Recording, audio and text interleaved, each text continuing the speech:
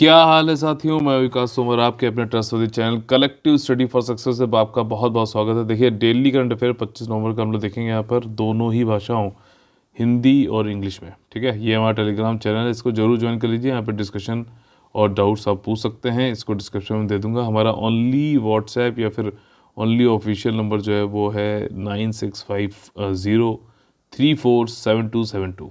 ठीक, जो आज के हमारे इम्पॉर्टेंट टॉपिक्स हैं प्रीलिम्स और मेंस, यूपीएससी, यूपीपीएससी और बीपीएससी के लिए खास तौर पे काम आ सकते हैं, वो ये वाले हैं। देखिए, इंडिया और यूएसए का ट्रेड पॉलिसी फोरम हुआ है, 4 साल बाद हुआ है, इम्पॉर्टेंट है। ठीक है, पर्सनल डेटा प्रोटेक्शन बिल, ठीक, ये अब इसका जो है फाइनल ड्राफ्ट बना लिया गया है। ये कुछ चीज़ें इसमें रिकमेंड करी गई हैं। ठीक है, काफ़ी इंपॉर्टेंट है। डेटा प्रोटेक्शन से ट्विटर वाली कंट्रोवर्सी पीछे हुई थी काफ़ी ज़्यादा, इसलिए जो है इंपॉर्टेंट हो जाता है। पूछेगा ये मेंस में जरूर इससे संबंधित कुछ ना कुछ क्वेश्चन, यूपीएससी का और यूपीपीएससी दोनों में। इसके अलावा science and technology, space science से संबंधित जो है सबसे तेज स्पिन वाला सफ़ेद बौना तारा, वाइट डॉर्फ स्टार जो है इससे संबंधित है। रेडियो कॉलर्स, एलिफेंट के जो पहनाया जा रहा है रेडियो कॉलर, ठीक, जानेंगे क्यों। रानी गैंडिलियो, ये एक जो है इनके नाम से एक म्यूज़ियम बन रहा है आपका मणिपुर में। ठीक, तो इनकी पर्सनालिटी से संबंधित जो है सारी चीज़ें देख लेंगे, हो सकता है जो है पूछे, क्योंकि यूपीएससी और बाकी स्टेट पीसीएस भी पर्सनालिटी बेस्ड क्वेश्चन पूछ रहे हैं। ठीक है, रनिंग एंड लियो इम्पॉर्टेंट है। पल्स ऑक्सीमीटर क्या है, क्यों है न्यूज़ में, और इससे संबंधित जो इसकी वर्किंग है, ठीक, काफ़ी ज़्यादा इंपॉर्टेंट है कोरोना के टाइम पे या फिर अभी भी।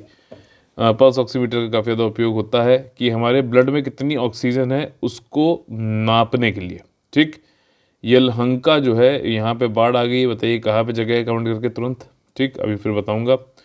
आंध्र प्रदेश विकेंद्रीकरण और सभी क्षेत्रों का समावेशी विकास अधिनियम 2020, इसको रिपील कर दिया गया है। ठीक, करने की बात करी गई, कब आएगा अभी खैर उसकी जानकारी नहीं है, लेकिन रिपील कर दिया गया है। और what gives meaning to life, जीवन को क्या अर्थ देता है, इसका एक सर्वे कराया गया प्यू रिसर्च सेंटर के द्वारा। लोगों ने क्या जवाब दिए इस पे देखेंगे, ताकि, और ये एथिक्स पेपर में इंपॉर्टेंट है, एथिक्स पेपर के लिए। सैनिटरी पैड्स जो है वो जूट के सेलुलोज से बनाए जाएंगे, अच्छा जो है इन्वेंशन टाइप से है। और बांग्लादेश में है फरहाना जी, उन्होंने इसको जो है किया है, इसका जल्दी ही वो कह रही हैं कि मास जो है प्रोडक्शन भी चालू करेंगे, ठीक, ज़्यादा मात्रा में। चलिए स्टार्ट कर लेते हैं। आज का जो पहला बड़ा टॉपिक है इकोनॉमी से संबंधित है, US India trade policy forum. तो जीएस पेपर 2 में इंटरनेशनल रिलेशन में भी इसको ला सकते हैं, हालांकि इकोनॉमी से है। क्यों? क्योंकि व्यापार नीति कैसी क्या होगी भारत और अमेरिका के बीच में, इस पे फोरम है, यानी कि वार्तालाप हो रही है, बैठ के बातचीत करेंगे। जो मुद्दे हैं उनको उनका सोल्यूशन ढूंढा जाएगा। ठीक, जो चिंताएं हैं, जो प्रॉब्लम्स हैं, उसका सोल्यूशन ढूंढा जाएगा। ठीक, सबसे पहले तो मैं एक चीज़ आप लोगों को कॉन्सेप्ट यहाँ समझाना चाहता हूँ कि व्यापार का मतलब होता है, ट्रेड का मतलब होता है एक्सपोर्ट और दूसरा इंपोर्ट। ठीक, अब यहाँ पे इंडिया है, ठीक है, और दूसरा जो है यूएसए है। इंडिया अगर यूएसए में कुछ प्रोडक्ट भेज रहा है, बेच रहा है, यूएसए खरीद रहा है, तो इंडिया का क्या हुआ, एक्सपोर्ट हुआ, और यूएसए का क्या हुआ, इंपोर्ट हुआ। ठीक, ये समझ में आ गई। अगर यूएसए भेज रहा है कोई इंडिया में प्रोडक्ट और जो है, तो ये यूएसए के लिए एक्सपोर्ट हुआ और इंडिया के लिए इंपोर्ट हुआ। ठीक, अब अगर इंडिया जो एक्सपोर्ट कर रही है, मान लीजिए 100 रुपये का सामान इसने बेचा, और इंपोर्ट जो कर रहा है वो जो यूएसए ने एक्सपोर्ट किया वो करीबन 50 रुपये का था, तो 50 रुपये का भारत का क्या हुआ, ट्रेड सरप्लस हुआ। ठीक, ज़्यादा हम एक्सपोर्ट कर रहे हैं इंपोर्ट के कंपैरिजन में। वहीं अगर भारत के लिए ट्रेड सरप्लस हुआ तो यूएसए के लिए क्या हो जाएगा, ट्रेड डेफिसिट। ठीक, ट्रेड डेफिसिट हो जाएगा। और इंडिया और यूएस ट्रेड में अगर देखा जाए तो इंडिया का ट्रेड सरप्लस है, इसलिए यूएसए को थोड़ा बहुत दिक्कत होती है। कई सारी जो है रिपोर्ट भी निकालता रहता है, इसमें इंडिया को जो है कहेगा कि हाँ भैया प्रायोरिटी वॉच लिस्ट में ला रहे हैं आपको, ठीक है ना, ऐसा कहता है ना, प्रायोरिटी वॉच लिस्ट। बताइए कौन सी रिपोर्ट होती है, कमेंट करके। यूएस के द्वारा ही बनाई जाती है, ट्रेड पॉलिसी वालों की तरफ से। ठीक है, तो अब देखो यहाँ पे दिक्कत हो रही है यूएसए को कि भैया ट्रेड सरप्लस है, इंडिया का एक्सपोर्ट ज़्यादा कर रहा है, हम ज़्यादा इंपोर्ट कर रहे हैं। तो इसके लिए एक कारण वो ये बताते हैं यूएस वाले कि हमको इंडिया जो है सारे प्रोडक्ट के लिए मार्केट एक्सेस नहीं देता है। मतलब अपने जो बाजार है उसको वहाँ पे अपना सामान बेचने के लिए यूएसए को मंजूरी जो है नहीं मिलती है, जिसकी वजह से हम तो कम एक्सपोर्ट कर पाते हैं, लेकिन इंडिया को हमने काफ़ी ज़्यादा जो है प्रोडक्ट्स को एक्सपोर्ट करने की वो कर रखी है, इजाज़त दे रखी है। तो जो है मार्केट एक्सेस अच्छा मिल रहा है, तो इसलिए वो ज़्यादा एक्सपोर्ट कर पाते हैं और ट्रेड सरप्लस रहता है उनका। ठीक। लेकिन अभी जब ट्रम्पू था, हमारा ट्रम्प जो है प्रेसिडेंट थे, तब इन्होंने एक जनरलाइज्ड स्पेशल प्रेफरेंस नाम से एक चीज़ थी, जिसमें कि डेवलपिंग कंट्रीज, जिसमें कि इंडिया भी आता है, विकासशील देशों में, उसके अंतर्गत काफ़ी टैरिफ वैरिफ कम टैरिफ पर जो है इंडिया एक्सपोर्ट कर पाता था। ठीक है, यूएसए को और भी जो भी डेवलपिंग कंट्रीज़ हैं, इसको हटा दिया था। तो इंडिया भी कह रहा है कि भैया ठीक है, मार्केट एक्सेस हम देंगे आपको, जो आपके प्रोडक्ट्स हैं वो उसको देंगे। ये जीएसपी फिर से चालू करो यार, क्यों बंद कर दिया? ट्रम्पू तो चला गया, अब जो है नए तरीके से काम करते हैं।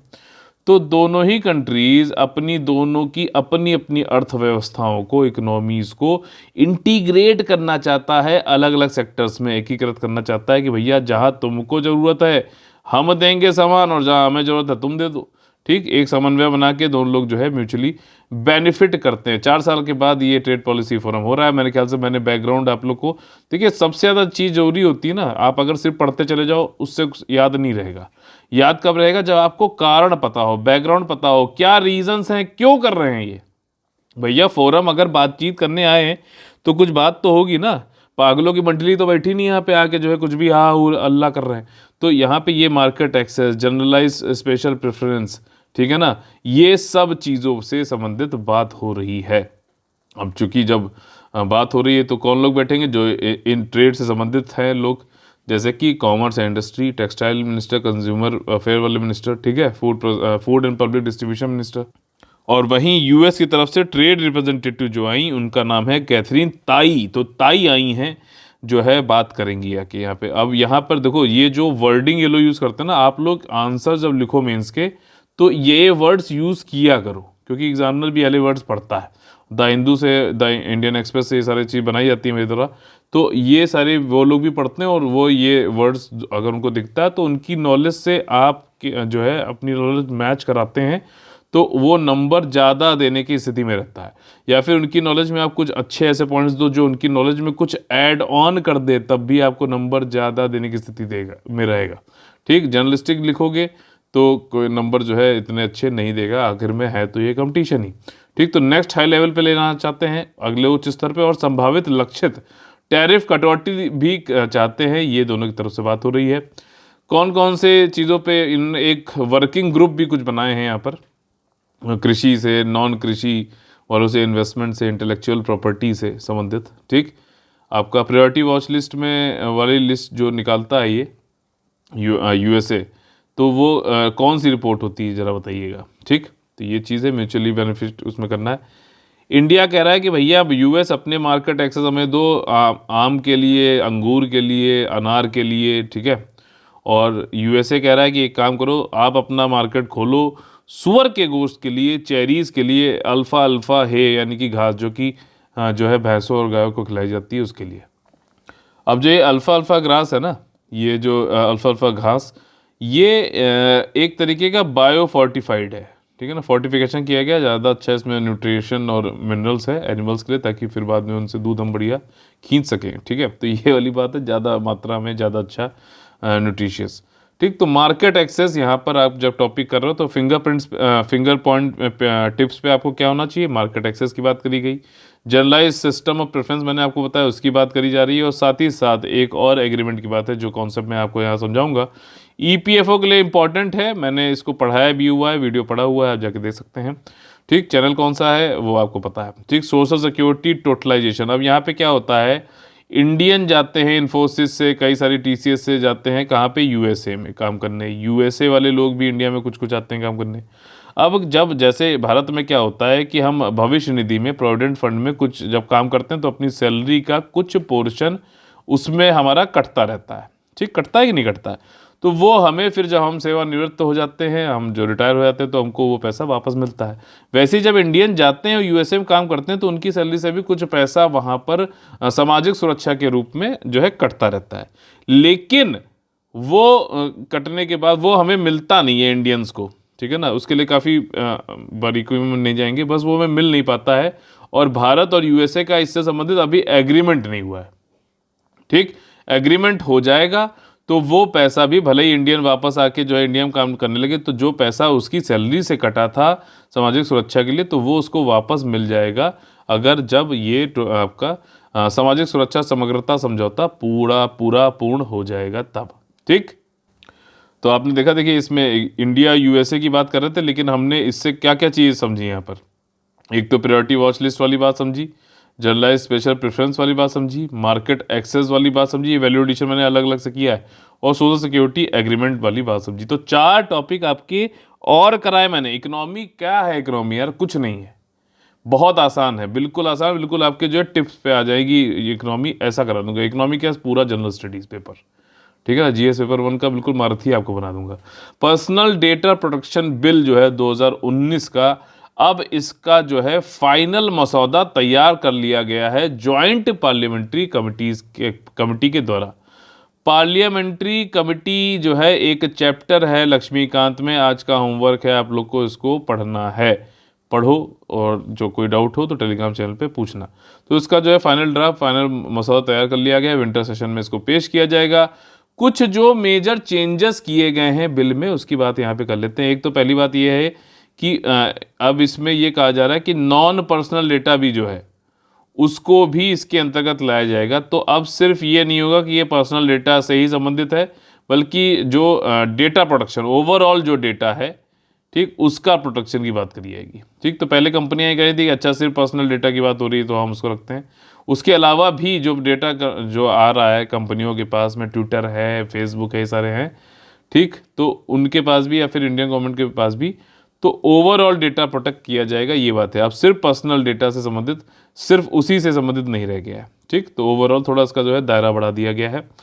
अगला ये है कि कंपनीज जो हैं उनसे कुछ अतिरिक्त अनुपालन की मांग की गई है, जहां पर बच्चों से संबंधित कुछ डेटा उनके पास होता है, ठीक। और जो है इसके लिए जो एक रेगुलेटरी बॉडी बनाई जाएगी, जो एक नियामक निकाय बनाया जाएगा, जिसका नाम है डेटा प्रोटेक्शन अथॉरिटी, ठीक। तो वो जो है इस चीज़ को इंश्योर करेगा कि चिल्ड्रन का डेटा अगर किसी कंपनी के पास में है तो उससे कहा जाएगा कि भैया उसको जो है आप थोड़ा सा हमें दो। और वो कैसे कर सकोगे आप, कि भैया जो ये कंपनी है उसको रजिस्टर होना पड़ेगा डेटा प्रोटेक्शन अथॉरिटी से। अब जो चिल्ड्रन से संबंधित जो कौन सी ऐसी कंपनियां होंगी, कई सारी जो है आपने सुना होगा, कोडिंग सिखा रही हैं, क्लासेस पढ़ा रही हैं, ठीक, और भी जो है बच्चों के अकाउंट्स हैं सोशल मीडिया प्लेटफॉर्म्स पे, तो उन सबको पंजीकरण कराना पड़ेगा डीपीए के अंतर्गत। और डीपीए ही वो अथॉरिटी होगी जो इस कानून के कई सारे जो प्रावधान हैं उसको कार्यान्वित करेगा, इंप्लीमेंट करवाएगा, ठीक। तो ये 2 पॉइंट यहाँ पर हो गए। एक तो सिर्फ पर्सनल डेटा नहीं रहा, डेटा प्रोटेक्शन ओवरऑल हो गया। दूसरा ये है कि चिल्ड्रन से संबंधित जो डेटा है उसको जो है सुरक्षित करने की बात करी गई, डीपीए जो है इसको इंश्योर करेगा। तीसरा जो बात यहाँ पे कही गई है बहुत ही ज़्यादा इंपॉर्टेंट, ट्विटर जब कंट्रोवर्सी हुई तो आप लोग को कुछ याद होगा शायद कि गवर्नमेंट ये कह रही थी ट्विटर से कि भैया ट्विटर ये तुम ये डिलीट करो, ये उल्टा सीधा आ रहा है।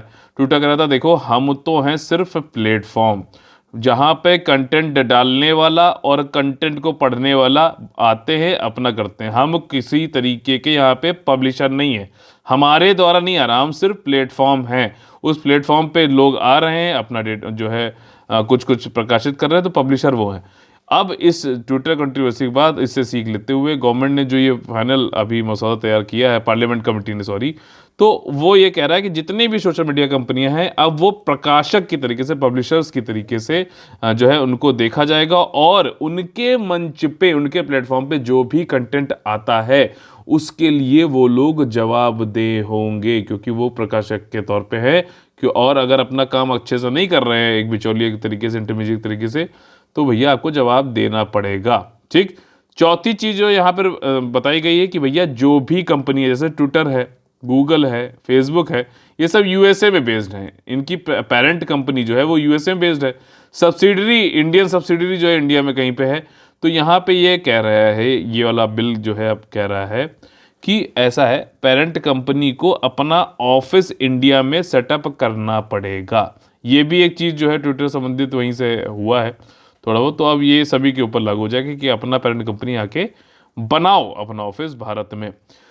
पांचवी चीज जो इस वाले में इन्होंने बोली है, जो मोस्ट इंपॉर्टेंट है, वो ये है कि जो स्विफ्ट पेमेंट सिस्टम होता है, आप देखिए ये एक्स्ट्रा वैल्यूएटेड पॉइंट है यहाँ पर। स्विफ्ट क्या होता है? जब भी मान लीजिए आपको पैसा ट्रांसफर करना है इंडिया के बाहर, ठीक, जैसे मैं हूँ, मुझे कुछ मान लीजिए बाहर से इंपोर्ट करना है, तो बाहर के इंपोर्ट करना है इटली से मान लीजिए, ठीक, या फिर यूएसए से, कहीं से भी। तो मैं क्या करूँगा, वहाँ का जो बैंक अकाउंट होगा, तो अपने बैंक के पास मान लीजिए एसबीआई के पास गया मैं, एसबीआई से मैंने कहा कि देखिए ऐसा है, यूएसए में ये फला फला बैंक है एबीसी, इसमें मुझे पैसा भेजना है, तो एक काम करो आप जो है स्विफ्ट कोड मंगा लो, ठीक। तो ये स्विफ्ट कोड क्या होता है कि एक तरीके से यूनिक कोड होता है, और ये मतलब एक यूनिक कोड है कि पर्टिकुलर ट्रांजैक्शन करने के लिए ये स्विफ्ट कोड जब ये एबीसी बैंक इनको दे देगा एसबीआई को, एसबीआई इसको कंफर्म कर लेगा, आपस में दोनों कंफर्म हो जाएंगे, तब इस स्विफ्ट कोड के जरिए हमारा पैसे का, डॉलर का लेन देन हो जाएगा, ठीक। तो ये एक तरीके का पेमेंट सिस्टम है, इंटरनेशनली चलता है। तो इस बिल में ये कहा गया कि हमें स्वदेशी मतलब इंडिजिनस कुछ आर्किटेक्चर बनाना पड़ेगा स्विफ्ट पेमेंट सिस्टम के तर्ज पर, इसी के तरीके का। 5 चीज़ें फिर से रिवाइज करा दूं आपके, देखिए क्या है कि डेटा प्रोटेक्शन बिल जो है आपका अब सिर्फ पर्सनल नहीं, पूरा डेटा जो है इसको प्रोटेक्ट करेगा। दूसरी चीज़ है कि ऑफिस यहाँ पे भारत में बनाना पड़ेगा, कोई भी सोशल मीडिया कंपनी है तो उसे, पेरेंट कंपनी को। तीसरा है चिल्ड्रन से संबंधित है तो पंजीकरण कराओ डीपीए के साथ में। चौथा है कि भाई साहब स्विफ्ट पेमेंट संबंधित है भारत का भी कुछ स्वदेशी इस टाइप का मामला हम लोग सेट करेंगे। और जो भी सोशल मीडिया की कंपनियां हैं वो सब पब्लिशर्स की जो है कैटेगरी में आएंगे। हो गया रिवीजन, मज़ा आया, ठीक। तो इस तरीके से अब इतने नोट्स आपको खाली बनाने होते हैं, ये सारी चीज़ें मैं दे रहा हूँ, लेकिन अगर मैं इसको अगर चाहूँ तो ऐसे नोट बना के भी आपको पढ़ा सकता हूँ, लेकिन ये वाली चीज़ है कि पीडीएफ भी आप लोग को आखिरी में पढ़ने में सही रहे, थोड़ी चीज़ें और मिल जाए, इसलिए ऐसा किया जा रहा है, ठीक। बाकी नोट्स, हैंड रिटन नोट्स भी मैं बनाने की सोच रहा हूँ, वो बहुत ही शॉर्ट होंगे, बहुत ही क्रिस्प होंगे, आखिरी वक्त पे बहुत ही ज़्यादा मज़ा आएगा। और जितनी भी जो मतलब जितनी भी बढ़िया बढ़िया मैगजीन्स आती हैं करंट अफेयर की, सबके जैसे मैं अपने खुद के पढ़ने के लिए नोट्स बनाता था वैसे ही नोट्स बना दूंगा और वो आप लोग को दूंगा, ताकि जो है आप लोग को कहीं करंट अफेयर तो कहीं से भी पूछ लेगा, आप बिल्कुल उसके जो है कर लोगे। और करंट ही अफेयर नहीं, साथ ही साथ उसके जो है जो उसकी पृष्ठभूमि है, बैकग्राउंड और जो भी वैल्यू एडिशन होगा, सब कुछ उसमें करा जाएगा एग्जाम से संबंधित। आपका जो है बस एग्जाम में क्वेश्चन गलत नहीं होगा, ये चीज़ यहाँ पे इंश्योर करी जाएगी। Science and technology GS paper 3 संबंधित व्हाइट डॉर्फ स्टार अभी आया, एक मिला है, ठीक। ये एक बड़ा फास्ट स्पिन करता है, अपनी धुरी पे बहुत तेजी से घूम रहा है। कितनी तेजी से घूम रहा है इसका अंदाजा आप इस तरीके से लगा सकते हो कि अर्थ, हमारी जो धरती है, वो 24 घंटे लगते हैं उसको एक अपनी धुरी पे घूमने पे, लेकिन ये स्टार जो है व्हाइट डॉर्फ स्टार सिर्फ 25 सेकंड में अब पूरा घूम जाता है भैया, बहुत ही तेज नाच रहा है, ठीक। और ये एक एक्सट्रीमली रेयर एग्जाम्पल है किसका, मैग्नेटिक प्रोपेलर सिस्टम का। घबराओ मत, ठीक। मैग्नेटिक प्रोपेलर सिस्टम का मतलब जो है एक दुर्लभ जो है ये एग्जाम्पल है, इतना ध्यान रखो। क्या नाम है, चुंबकीय प्रोपेलर प्रणाली, ठीक। और ये 25 सेकंड तक है, इससे पहले जो पाया गया था वो जो है आपका 29 सेकंड में होता था, और ये 70 साल में दूसरा सिर्फ ऐसा पाया गया है। ये व्हाइट डॉर्फ स्टार जो होता है ये एक्चुअली 2 स्टार का बाइनरी सिस्टम का है। ये क्या कर रहा है, अपनी धुरी पे बहुत तेजी से नाच रहा है, और इसके जो है कुछ चीज़ें, प्लाज्मा जो है उसको भी खींच रहा है, और जो है प्लाज्मा जो खींच रहा है ये हवा में जो स्पेस में फैल रहा है वो 3000 किलोमीटर पर सेकंड है। अब चूंकि चुंबकीय तो ये खींच भी रहा है, क्यों खींच रहा है, क्योंकि इसमें गुरुत्वाकर्षण यानी कि ग्रेविटी बहुत ज़्यादा। भाई इतनी चीज़ें इसमें ध्यान रखो, आप नॉन साइंस बैकग्राउंड के भी हो तो इतनी चीज़ें तो याद रहेंगी ना, कि काफ़ी तेज नाच रहा है, नाच इसलिए रहा है क्योंकि ग्रेविटी इसकी बहुत तेज है, ग्रेविटी बहुत तेज है तो बगल वाला जो स्टार है इसका, उसकी भी चीज़ें खींच ले रहा है, ठीक। जो हवा में जो स्पेस में चीज़ें जा रही हैं वो 3000 स्क्वायर किलोमीटर जो है पर सेकंड जा रही हैं, 3000 किलोमीटर पर सेकंड जा रही हैं, ठीक है। और ये काफ़ी दुर्लभ जो है आपकी ये एग्जाम्पल है, 70 साल में दूसरा ऐसा व्हाइट डॉर्फ स्टार देखा गया है, ठीक। अच्छा, इसका नाम जो है बहुत ही खतरनाक है, नाम है J0240 + 1952, ये इसका नाम है इस तारे का। ठीक, और ये जो है आपका 20% फास्टर जो है घूम रहा है। इससे पहले जो इस तरीके का स्टार मिला था जो कि 29 सेकंड में जो है पूरा घूम जाता था। अच्छा, व्हाइट डॉर्फ होता क्या है? ये व्हाइट डॉर्फ एक इस तरीके का स्टार है। स्टार अच्छा किसे कहते हैं? स्टार उसे कहते हैं जिसकी अपनी खुद की जो है रोशनी हो, जैसे कि सन है हमारा, वो भी एक स्टार है। ठीक, तो ये चीज़ है। और व्हाइट डॉर्फ जो है एक स्टार है जो जिसका अपना खुद का सारा ईंधन खत्म हो गया है। उसके जैसे मान लीजिए ये इसका आउटर जो है कोर, वो लेयर थी। ठीक, ये लेयर कई सारी लेयर का बना हुआ, तो आउटर लेयर जो है वो इसकी चली गई है। ठीक है, और धीरे धीरे ये भी जा रही है ऐसे करके, और जो इसका पूरा ईंधन खत्म हो चुका है, बिल्कुल जो है श्रिंक हो चुका है, सिकुड़ गया है ये, और कूल हो रहा है कई मिलियन सालों में। इसका नाम जो है इतना बड़ा तो याद नहीं रख पाओगे आप, J0240 + 1952। ये जो साइज़, हालांकि ये अर्थ के साइज़ का है, बट इसका जो मास है बहुत ज़्यादा है, 2 लाख गुना ज़्यादा है। बाइनरी स्टार सिस्टम है, मतलब कि 2 स्टार का ये सिस्टम है। ठीक, जैसे हमारा जो सौर मंडल है, सोलर सिस्टम है, वो कितने स्टार का जो सिस्टम है बताइए? एक, क्योंकि एक ही तो सन है, और इसकी ग्रेविटी बहुत ज़्यादा होती है, इसीलिए जो इसके पास वाला जो स्टार है उसका भी प्लाज्मा के रूप में जो है जो है पूरा मटेरियल खींच लेने लगता है। तो कुछ कुछ चीज़ें तो याद रही होंगी ना, फिर से रिवाइज कराऊँ? इसका नाम क्या है? J0240 + 1952। 25 सेकेंड में भाई साहब ये पूरा घूम जाता है। मैग्नेटिक प्रोपेलर जो है इसको सिस्टम, या फिर वो बोला जा रहा है, क्या नाम था यार, मैग्नेटिक प्रोपेलर प्रणाली या फिर सिस्टम, यस यही बोला जा रहा है। और ये दूसरा ऐसा सिर्फ पाया गया बाइनरी सिस्टम का है, और ये एक वाइट डॉर्फ स्टार है।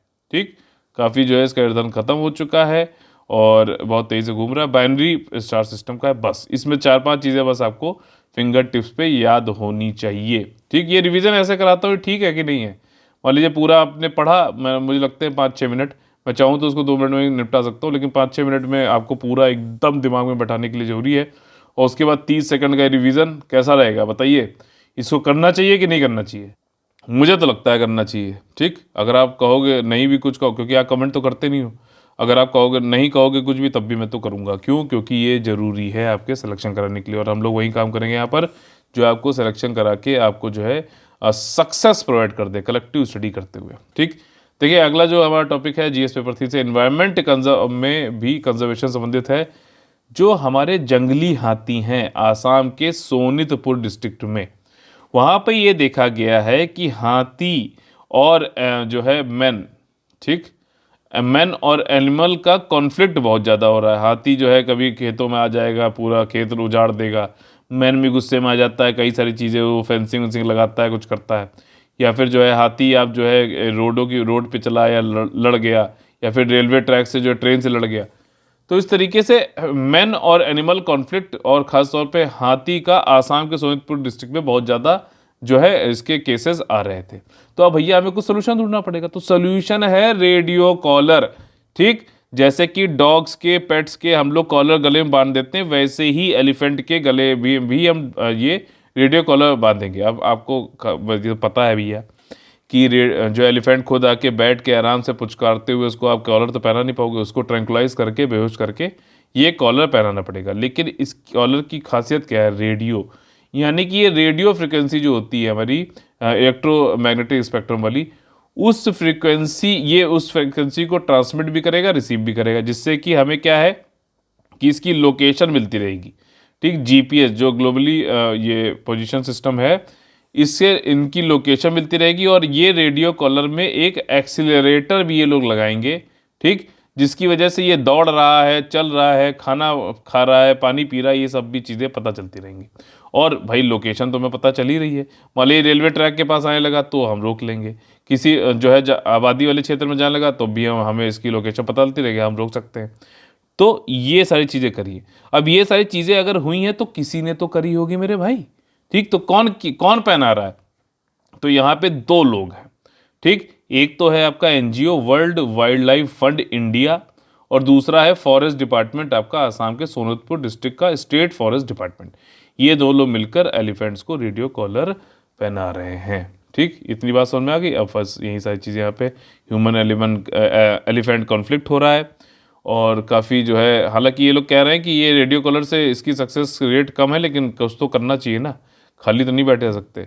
और जीपीएस लोकेशन बताता रहेगा, 8 किलोग्राम का है और जो है कॉलर इसको मतलब वहीं ट्रैंकुलाइज करके बेहोश करके इसको बनाया जाएगा और एक्सेलरोमीटर इसमें जोड़ा जाएगा ताकि जो है आप क्या दौड़ रहा है, खा रहा है, पी रहा है, पैदल चल रहा है, क्या चल रहा है, सारी चीज़ें पता चलती रहेंगी। अगर पसंद आ रहा है तो प्लीज़ लाइक का बटन तोड़िए और ज़्यादा से ज़्यादा लोगों को जोड़िए, शेयर सब्सक्राइब कमेंट करवा कर। ठीक, अगला जो हमारा टॉपिक है वो है रानी गेंडेलियोस जी से संबंधित। रानी गेंडेलियोस जी जो है हमारे इंडियन मॉडर्न इंडियन हिस्ट्री की काफ़ी एक बहुचर्चित जो है पर्सनालिटी हैं। इनके बारे में देख लेते हैं। देखिए, एक तो पहली बात तो ये है, इनकी पैदाइश हुई थी तमेंगलोंग डिस्ट्रिक्ट मणिपुर में, वहाँ के भी लोंगकाओ विलेज में। ठीक, कब हुई थी? 26 जनवरी 1915 में। ये किस ट्राइब से आती हैं? ये नाम है रोंगमई ट्राइब।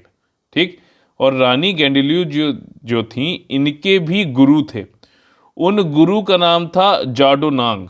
ठीक है, हापोई जाडोनांग नाम था, रिलीजियस लीडर थे, धार्मिक जो है गुरु थे और फ्रीडम फाइटर भी थे।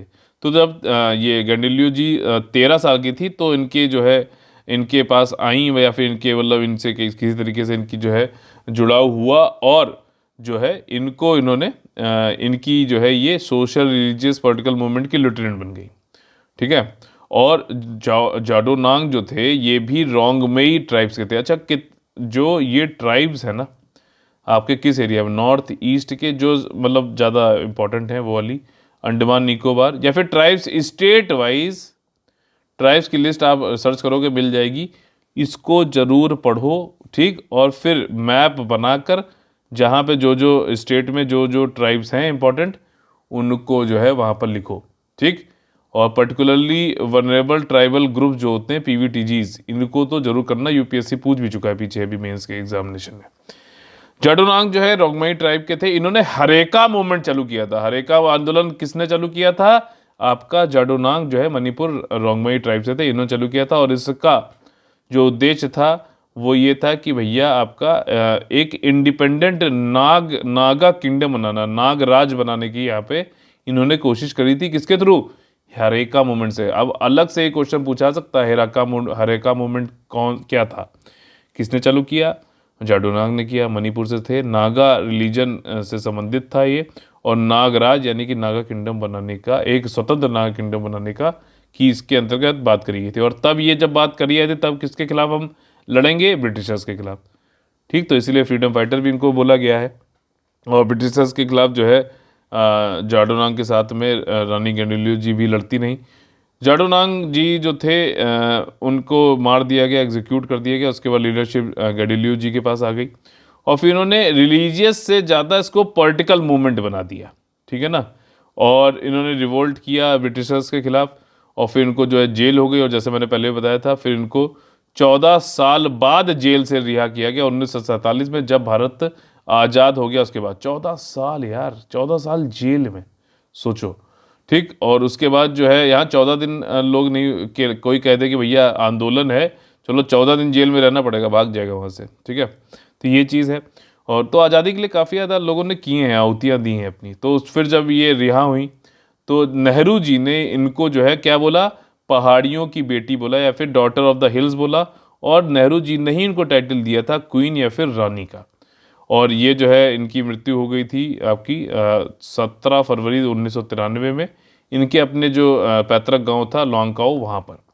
इनके नाम से कई सारे अवार्ड्स भी दिए गए हैं। ठीक, इनको खुद भी अवार्ड दिया गया, जैसे ताम्रपत्र दिया गया 1972 में, पद्म भूषण जो कि second highest civil, sorry third highest जो है, पहला कौन सा है? भारत रत्न, फिर पद्म विभूषण है, फिर पद्म भूषण है, फिर पद्मश्री है, तो वो दिया गया।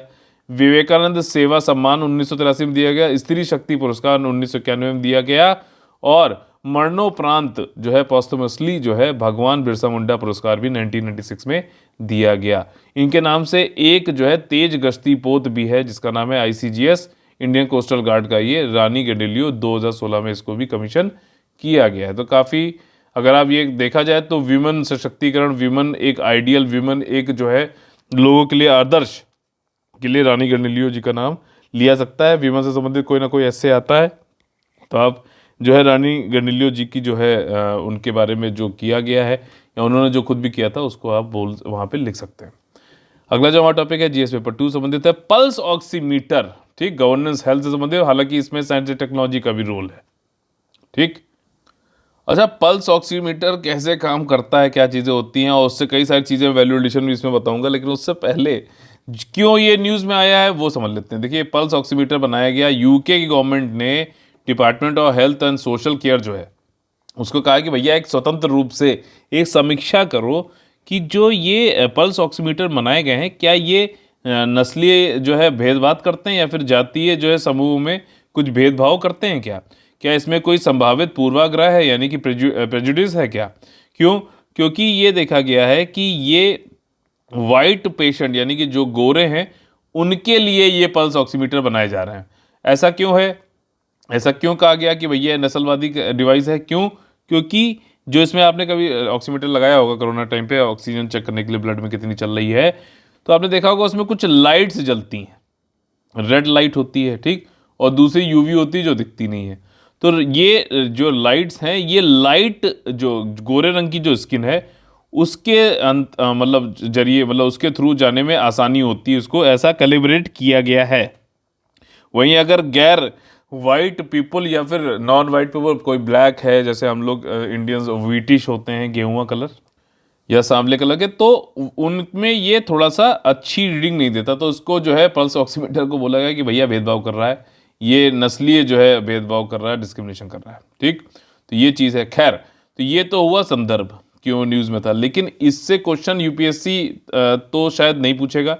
यूपीएससी ये पूछेगा कि या तो ऐसे बोल ले कि कैसे टेक्नोलॉजी जो है वो नस्लीय भेदभाव के लिए यूज़ किया जा सकता है।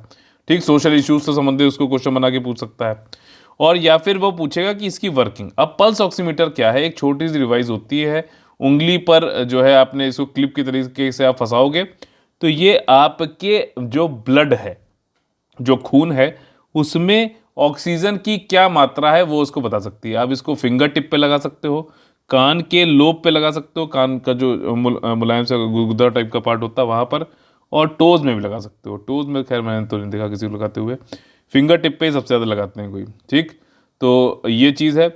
ऑक्सीमीटर क्या होता है कि एक स्मॉल इलेक्ट्रॉनिक प्रोसेसर है जिसमें कि 2 एलईडी होती है, लाइट एमिटिंग डायोड होता है। ठीक, तो लाइट एमिटिंग डायोड होता है, एक जो है रेड लाइट फेंकता है, दूसरा जो है आपका इंफ्रारेड देता है, सॉरी इंफ्रारेड, यूवी नहीं, इंफ्रारेड। ठीक, तो लाल और जो है इंफ्रारेड जो है इसके अंदर अंदर से लाइटें निकलती हैं 2 एलईडी के द्वारा। ठीक, अब यहाँ पर जो डिवाइस है आप अपनी फिंगर पे जब लगाते हो तो ये आपके बता क्या जांच करता है कि आपके ब्लड में कितना हीमोग्लोबिन है। हीमोग्लोबिन जो है आपका ब्राइट लाइट में चमकता है, रेड जैसा दिखता है। आपका खून का कलर जो है पता है क्यों रेड दिखता है? हीमोग्लोबिन की वजह से। क्यों? क्योंकि हीमोग्लोबिन में होता है आयरन और उसकी वजह से हमें रेड दिखता है। अभी इस पे एक क्वेश्चन है, मैं पूछूंगा अभी। और साथ ही साथ जो जो मतलब ब्लड में आपके हीमोग्लोबिन होगा, और हीमोग्लोबिन ही वो जो एक तरीके से समझ लो कैरियर होता है जो कि ऑक्सीजन को जो है आपका एक पार्ट से दूसरे पार्ट तक ले आता है। ठीक, तो अगर इस हीमोग्लोबिन में ऑक्सीजन होगा तो ये रेड लाइट ब्राइट रेड जो है कलर का दिखेगा, और जो इस तरीके का हीमोग्लोबिन होगा हम उसको बोलेंगे ऑक्सीजनेटेड हीमोग्लोबिन, यानी कि उसमें ऑक्सीजन है। जिसमें नहीं है उसको डीऑक्सीजनेटेड बोलेंगे। अब यहाँ पर देखिए मैंने एक छोटा सा एक नोट बनाया। अब रेड लाइट थी और दूसरा था इंफ्रारेड, आईआर। ठीक, इंफ्रारेड था। तो अब क्या होता है कि अगर ऑक्सीडेटेड और आपको ये हीमोग्लोबिन देखना है तो उसकी क्या टेंडेंसी होगी कि आपको रेड लाइट तो पास होते हुए दिखेगी। ठीक, जो उंगली है आपकी, आपने इधर से जो है रेड लाइट ये फेंक रहा है तो यहाँ से नापता है, इधर से जो है कितनी पास हो रही है उस हिसाब से नाप लेगा, और कितनी पास हो रही मतलब अगर ऑक्सीजन कम मात्रा है तो डीऑक्सीजनेटेड है। ठीक, अगर है तो ऑक्सीजनेटेड है, और इंटेंसिटी कम ज़्यादा होने पर वो बताएगा भैया 90 है कि 99 है कि 80 है कि 40 है। ठीक, तो जो जिसमें ऑक्सीजन होगी वो रेड कलर ज़्यादा दिखेगा। क्यों? क्योंकि भैया रेड लाइट आसानी से पास हो जाएगी। वहीं इंफ्रारेड जो होगी वो वो अवरोध उसको मिलेगा, वो जो है ऑक्सीजन ना होने पर नहीं पास हो पाती है। तो हम इसी तरीके से, वैसे ही उल्टा यहाँ पे डीऑक्सीजनेटेड में हो जाएगा। क्या होगा कि रेड अच्छे से नहीं पास हो जाएगी लेकिन आईआर पास हो जाएगी। ठीक, तो ये दो एलईडी जो है ना, ये बड़े काम की हैं। तो इस तरीके से हमारे ब्लड में ऑक्सीजन है, ऑक्सीजनेटेड हीमोग्लोबिन है कि नहीं है, ये हम इस तरीके से ऑक्सीमीटर के जरिए पता लगाते हैं। ये कॉन्सेप्ट समझ में आ गया ना कि कैसे जो है पता लगा रहे हैं। अभी तक इतनी बार यूज़ किया था, कभी सोचा था कि कैसे करते, लो पढ़ें इसको।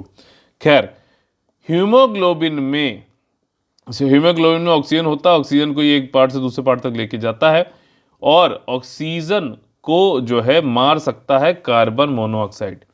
कि तभी के लिए कहते हैं ना कि भैया बंद कमरे में जो है आपका अगर कार्बन मोनोऑक्साइड छोड़ दी जाए तो धीरे धीरे क्या होगा कि ये ऑक्सीजन की मात्रा कम करता जाता है, और फिर जो है ये जो है आपकी मृत्यु भी हो सकती है। ठीक है ना, तो कार्बन मोनोऑक्साइड इसलिए जो है जहरीली गैस में आता है। ठीक, कई बार ऐसे आपने सुना होगा कि भैया कार में बैठ के कुछ लोग जो है मजे कर रहे थे, अपना सिगरेट विगरेट पी रहे, तो उसी के अंदर सो गए और सुबह मरे मिले। क्यों? क्योंकि अंदर जो है कार्बन मोनोऑक्साइड होती है सिगरेट के धुएं में, वो फैल गई पूरी, और जो है हीमोग्लोबिन में ऑक्सीजन खत्म कर दी और लोग मर गए। ठीक, रेड कलर होता है आयरन की वजह से, लेकिन अगर आयरन की जगह कॉपर हो तो कौन सा कलर बनेगा, ये आप लोग को बताना है। और थोड़ा सा काम आपका आसान कर रहा हूं, अंटार्कटिक ऑक्टोपस जो है उसके ब्लड में कॉपर होता है। ठीक, तो कौन सा कलर उसका, खून उसका होता है, आप लोगों को कमेंट करके बताना है। ठीक, आप लोग को जो है सोचने पे मजबूर करना, और सोचने पे आपको खुद भी मजबूर होना जरूरी है। क्यों? क्योंकि ताकि आपकी ब्रेन की एक्सरसाइज हो और आप लोग भी खुद से सोचना चालू करो। एग्जाम में तो खुद ही सोच के करोगे ना एग्जाम। अगला जो हमारा टॉपिक है वो है जीएस पेपर 1 से ज्योग्राफी से संबंधित। देखिए, यलहंका जो एक जगह है आपका, कहाँ पे? बेंगलुरु में। ठीक, ये आपकी एक लेक है। ठीक है ना, लेक है। और यहाँ पे क्या हुआ कि काफ़ी बारिश हुई बेंगलुरु में, तो ये लेक में मान लीजिए इतना पानी भरा हुआ था, और फिर भी बारिश होती जा रही है, बारिश होती जा रही है, तो ये क्या हुआ, पानी जो है बाहर आ गया। और इसी तरीके से कई सारी लेक्स हैं बेंगलुरु में, और पानी ज़्यादा बरसने की वजह से पानी जो है बाहर आ गया इन लेक्स के, और वहाँ पे बाढ़ आ गई। ठीक, तो ये बाढ़ आने का कारण है, एक तो रेन वाटर ज़्यादा, दूसरी जो है आपकी लेक्स भर जा रही है। कई सारी लेक्स भी हैं। जोग्राफिकल भी यहाँ पे एक पॉइंट है कि यहाँ की जो टोपोग्राफी है वो वैली के शेप में, वी शेप में है, तो ज़्यादातर पानी होता है। अब यहाँ पे कुछ लेक्स बनी हुई हैं। ठीक, और वैली में जो है पानी जब भी फ्लड व्लड आता था, मतलब ज़्यादा बारिश होती थी, तो इस जो नेचुरल चैनल बने हुए थे उसमें पानी चला जाता था। लेकिन अभी एक तो ये जोग्राफिकल कारण हो गया कि यहाँ पे पानी ज़्यादा भरता है वैली शेप में ना, क्योंकि जब यहाँ भी पानी गिरेगा तब भी यहाँ आ जाएगा, यहाँ भी गिरेगा तब भी यहाँ आ जाएगा, सिंक की तरीके से। वैसे, और एक तो ये कारण हो गया। दूसरा ये कारण ये है कि जहाँ भी लेक्स थी, या तो उनको पाट दिया गया, या फिर वहाँ पर जो है कुछ ना कुछ जो है अर्बनाइजेशन हो गया, घर वर बन गए, ये सारी चीज़ें, कंस्ट्रक्शन हो गया, तो पानी अब रुक, जितना कैपेसिटी पहले वो अपने अंदर इकट्ठा कर सकता था वो नहीं कर पा रहा। तो ये आपका एंथ्रोपोजेनिक रीजन हो गया, मानवीय जो है एक वो अब वो हो गया आपका मानव की वजह से जो है यहाँ पर ये बाढ़ भी आ रही है। ठीक, तो रेन हो गया ज़्यादा, जोग्राफिकल यहाँ की टोपोग्राफी जो है उससे संबंधित हो गया, और जो है कई सारी लेक्स हैं उसमें जो है पानी ज़्यादा बढ़ने से फ्लड आ गया। तो ये रीजंस हैं यहाँ पे। टोपोग्राफी जो यहाँ की स्थलाकृति जो है वो कई सारी वैलीज़ हैं यहाँ पर, जिसकी वजह से यहाँ पे पानी आ जाता है, जैसे मैंने आपको बताया। कुछ लेक्स के नाम दिए गए हैं, हो सकता है वहाँ पे पूछ ले आप लोगों से कि भैया बताओ कौन सी लेक बेंगलुरु में नहीं है या फिर है। तो यलहंका तो नाम आपको याद रहेगा, सिंगापुरा, अलेक्जेंड्रा और अमानी केरे, ये लेक्स हैं। कुछ कुछ यहाँ पे वैलीज़ भी हैं, क्योंकि वैली बहुत हैं, पानी तभी के लिए यहाँ पे इकट्ठा हो रहा है। एक तो हो गई वृषभवती, आपका हो गया कोरामंगलम, आपका चल्लागट्टा और हेब्बल, ये कुछ वैलीज़ हो गई। तो इनके नाम याद रख लेना प्लीज़। ठीक, लिख लो। इस तरीके की जो चीज़ें होती हैं ना, इनके नोट जो बनाना चाहिए। क्यों? क्योंकि ये तो शॉर्ट टर्म मेमोरी में रहते हैं, ये निकल जाएंगे आपको, अनटिल अनलेस आप इनको मैप में जाकर देखोगे नहीं। मैप में देखने के बाद भी आपको, मान लीजिए वैसे आप सिर्फ लिख के रटोगे तो आपको जो है 25 बार में याद होगा, मैप में आपको 5 बार में ही ये चीज़ें याद हो जाएंगी। ये फ़र्क है। ठीक, तो आप देख लीजिए कितना आपको हार्डवर्क करना है, कितना स्मार्ट वर्क करना है। ठीक, तो ये सारी चीज़ें हैं। साथ ही साथ इसमें कुछ और भी वैलीज़ हैं, मराथली, अर्कावती और केथामरन हल्ली, ठीक है, और नॉर्थ वेस्ट में, और इसके अलावा आपका कथीरगुप्पे और तवारकेरे, ठीक है। तो ये सारे नेचुरल ड्रेनेज जो था यहाँ पर, ये सब कंस्ट्रक्शन की वजह से और जो अर्बनाइजेशन हुआ है, रेसिडेंशियल अपार्टमेंट बन गए हैं, एकेडमिक इंस्टीट्यूशन बन गए हैं, तो इसकी वजह से यहाँ पर जो है पानी अब एक तो तेज, जब अब कंक्रीट है, पेड़ होता है तो उसकी जड़ों में कुछ सूख जाता है, ग्रास होती तो, अब कंक्रीट कर दोगे तो पानी सरकता हुआ एकदम वैली में नीचे पहुंच जाता है, बाढ़ आ जाती है। समझ में आई बात? देखिए इतनी बाढ़ आई हुई है, सब डूबा हुआ। अगला जो हमारा टॉपिक है वो है जीएस पेपर 2 संबंधित पॉलिटी और गवर्नेंस। अभी आंध्र प्रदेश ने क्या किया कि उन्होंने कहा कि हम जो है समावेशी विकास करना चाहते हैं और विकेंद्रीकरण करना चाहते हैं, डिसेंट्रलाइजेशन करना चाहते हैं, जो भी विकास है, या फिर उसको समावेशी करना चाहते हैं।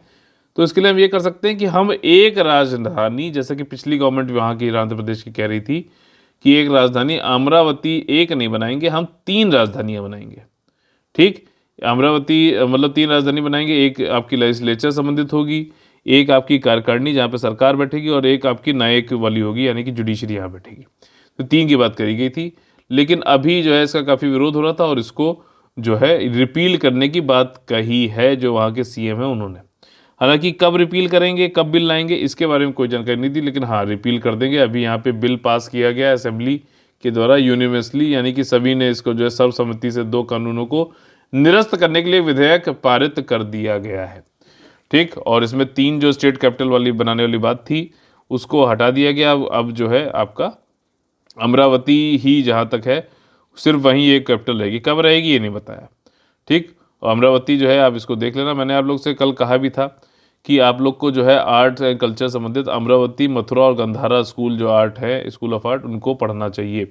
अमरावती विजयवाड़ा और गुंटूर के बीच में है, इसको कैपिटल बनाने की बात कही गई है। 3 जो लॉ थे अब उनको वापस ले लिया गया है एक तरीके से, और इसमें जो है अमरावती को पहले जो है लेजिस्लेटिव कैपिटल बनाने की बात कही गई थी, विशाखापट्टनम को एग्जीक्यूटिव यानी सरकार या फिर कार्यकारिणी बैठेगी, अमरावती में विधायी हो गया, और कुर्नूल को जुडिशियल कैपिटल बनाने की बात कही गई थी। ठीक, अब देखो आंध्र प्रदेश जो है अब क्या वहाँ पे एक ही कैपिटल रहेगी, ये चीज़ नहीं बताई गई। हाँ, ये जो बताया गया है कि ये जरूर है कि असेंबली ने बिल पारित कर दिया कि 3 तो नहीं रहेंगी। ठीक, अब यहाँ पे सिर्फ एक ही रहेगी, अमरावती ही रहेगी, ये चीज़ अभी क्लियर नहीं है। ठीक, और इन्होंने कोई भी डेडलाइन अभी नहीं बनाया गया है कि बताया है कि कब वो नया बिल लाएंगे। अब बिल तो रिपील वाला हो गया ना, अब कौन सी एक ही कैपिटल रहेगी, इसके लिए भी तो बिल लाना पड़ेगा, हर चीज़ लॉ के हिसाब से है। तो रूल ऑफ लॉ जो है ना वो इसी से संबंधित ऐसे ही है, जो भी काम होगा लॉ के अंतर्गत होगा। ठीक, जो है क्या बोलते हैं, कानून का शासन, ये चीज़ें। अपना जो अगला टॉपिक है वो एथिक्स से संबंधित है। यहाँ पे एक सर्वे हुआ, प्यू रिसर्च सेंटर ने सर्वे किया, उन्होंने 17 एडवांस्ड इकोनॉमीज़ में, ठीक है ना, जो विकसित देश है, वहाँ पे 19,000 लोगों को फ़ोन करके, वयस्कों को फ़ोन करके पूछा कि भैया what do people value in life, लोग जीवन में क्या महत्व रखते हैं, क्या चीज़ को आप ज़्यादा महत्व देते हैं, अगर ऐसे क्वेश्चन पूछा जाए आपसे, अगर पूछा है, तो वहाँ के लोगों ने जो जवाब दिया वो हम लोग बता देते हैं कि 17 में से 14 कंट्री जो है, इन 14 ऑफ द 17 कंट्री सर्वेड, उन्होंने ज़्यादा लोगों ने बोला कि फैमिली हमारे लिए इंपॉर्टेंट है, चिल्ड्रन हमारे लिए इंपॉर्टेंट है। ठीक, अगर आप वहीं देखें जो कौन कौन सी कंट्रीज थी, चलिए इतना तो इंपॉर्टेंट नहीं है, और इसमें इन्होंने क्या बोला, क्या चीज़ इंपॉर्टेंट है, फैमिली बोले, और दूसरे ने बोला कि वर्क, ऑक्यूपेशन, उन्होंने वर्क को बोला। कहाँ कहाँ, ऑस्ट्रेलिया, न्यूजीलैंड, ग्रीस, यूएस में आधे से ज़्यादा लोगों ने वर्क को बोला। और दूसरी चीज़ बोली मटेरियल वेलबींग, भैया गाड़ी होनी चाहिए, मोबाइल आईफोन होना चाहिए, ठीक, आपका जो है एसी लगा होना चाहिए, गर्मी में एसी जो है होना चाहिए, वॉशिंग मशीन होनी चाहिए, फ्रिज होना चाहिए, तो मटेरियल वेलबींग होनी चाहिए। इसको भी लोग कहते हैं कि हाँ हमारी ज़िंदगी वैल्यू जो है मटेरियल की वेलबींग से है। और तीसरा है हेल्थ, स्वास्थ्य अच्छा होना चाहिए। तो ये सारी चीज़ों को जो है महत्व दिया गया। अगर अब इससे क्वेश्चन डायरेक्टली तो नहीं पूछेगा, लेकिन एथिक्स में अगर क्वेश्चन वैल्यू वाला आएगा तो ये पॉइंट्स आप जोड़ तो सकते हो ना वहाँ पर, इसीलिए ये चीज़ सारी कराई जा रही है। तो यहाँ पे परसेंटेज मीडियम के हिसाब से अगर देखा है तो फैमिली चिल्ड्रन को 38% मिला, ऑक्यूपेशन कैरियर को 25%, मटेरियल वेलबींग को 19 और फ्रेंड्स एंड कम्युनिटी को 18 मिला है। ठीक, मटेरियल वेलबींग देख रहे हो, आईफोन ही चाहिए भाई साहब, गाड़ी जो है एसयूवी चाहिए, फॉर्चूनर। तो ये चीज़ें हैं। जनरल स्टडीज़ पेपर 2 में गवर्नेंस हेल्थ से संबंधित देखिए, अभी सैनिटरी पैड्स बनाए जाएंगे जूट सेल्यूलोज से। ये क्यों बड़ा महत्व रखता है, देखिए महिलाओं के लिए काफ़ी ज़्यादा इंपॉर्टेंट है, महिलाओं के सशक्तिकरण के लिए, और ये देखा गया है कि पॉवर्टी की वजह से कई सारी महिलाओं को जो है डिजीज हो जाता है कि उनके पास पैसे नहीं होते हैं सैनिटरी पैड्स को खरीदने के लिए, ठीक है ना। गंदे संदे जो है कपड़े यूज़ किए जाते हैं जिसकी वजह से उनको काफ़ी दिक्कत होती है, ठीक। तो अब इसके लिए जो है इसको ख़त्म करने के लिए जूट सेलुलोज, जूट जो होता है हमारा, इसको गोल्डन फाइबर भी बोलते हैं। और जहाँ पे ज़्यादा बारिश होती है वहाँ पे ज़्यादातर जूट का कल्टीवेशन किया जाता है। गोल्डन फाइबर जो अपने जैसे वेस्ट बंगाल इधर के एरिया में, तो बांग्लादेश की एक साइंटिस्ट हैं फरहाना सुल्ताना, इन्होंने जो है एक मशीन बनाई है जिसके ज़रिए जो है सैनिटरी पैड्स बनाए जाएंगे जूट के सेलुलोज से, ठीक। और ये जो सस्टेनेबल मेंस्ट्रुअल हेल्थ है उसको मेंटेन रखेगा, ठीक है ना। मासिक धर्म स्वास्थ्य के लिए काफ़ी ज़्यादा इंपॉर्टेंट है महिलाओं के लिए, ठीक। और ये जूट सेलुलोज जो बेस्ड है डिस्पोजेबल सैनिटरी पैड है, यूज़ करिए, फेंक दीजिए। और ये आपका हाइजीन, स्वच्छता और जो मेंस्ट्रुअल हेल्थ होती है उस वीमेन और गर्ल्स में उसको जो है अच्छा बनाएगा। करंटली अभी कोई मशीन नहीं है जो जूट सेलुलोज से बनाती हो सैनिटरी पैड्स। और ये एक असिस्टेंट सेक्रेटरी हैं, premier health research institute Bangladesh में काम करती हैं। और इनको जो है एक ग्रैंड प्राइज भी चौथे एनुअल इनोवेशन पिच कंपटीशन में भी दिया गया था अमेरिकन सोसाइटी के द्वारा, जो कि ट्रॉपिकल मेडिसिन और हाइजीन के लिए काम करती है, ठीक। और ये देखिए अब ये चाहती हैं कि इंडस्ट्रियल लेवल पे ज़्यादा मात्रा में ये बने, मास प्रोडक्शन हो सके सैनिटरी पैड्स का, जो कि जूट कल्टीवेशन के थ्रू होगा। तो आपको अब इसका ये चालू करने वाले हैं, ठीक। तो आप लोग को ये देखना है जूट मैप बुक आप लोगों ने खरीद ली कि नहीं खरीद ली। इंडिया के लिए ऑक्सफोर्ड और वर्ल्ड के लिए ओरिएंट ब्लैक स्वान, ठीक। कितनी बार बताऊं, तो ये वाली खोल के देखिए कि जूट का कल्टीवेशन कौन कौन से एरियाज में हो रहा है, गोल्डन फाइबर इसको बोलते हैं। ये एक्स्ट्रा इन्फॉर्मेशन आप लोग के लिए। तो इसी के साथ में आज का सेशन हम लोग खत्म होता है। अगर आप लोग को पसंद आता है तो प्लीज़ लाइक का बटन तोड़िए। ये आपका अपना चैनल है, कलेक्टिव स्टडी, सामूहिक स्टडी करके हम लोग सक्सेस प्राप्त करना चाहते हैं, ठीक। एक अकेले की सक्सेस नहीं, सबकी सक्सेस है ये, तो सबका चैनल है। आप लोग इसको जो है लाइक का बटन तोड़ के ज़्यादा लोग को जोड़ सकते हैं, कमेंट, सब्सक्राइब और शेयर करके, ठीक। तो जो है आप लोग इसमें पार्टिसिपेट करिए और ज़्यादा से ज़्यादा लोग को शेयर करिए। चैनल जो है इसका लिंक डिस्क्रिप्शन में दे दूंगा। कोई जानकारी चाहिए व्हाट्सएप आप कर सकते हैं 9650347272 पर। तो चलिए कल से फिर से मुलाकात होगी सुबह 6 बजे। तब तक के लिए आप लोग से लेते हैं अलविदा। जय जय Bharat, all the very best है। वंदे वंदे मातरम।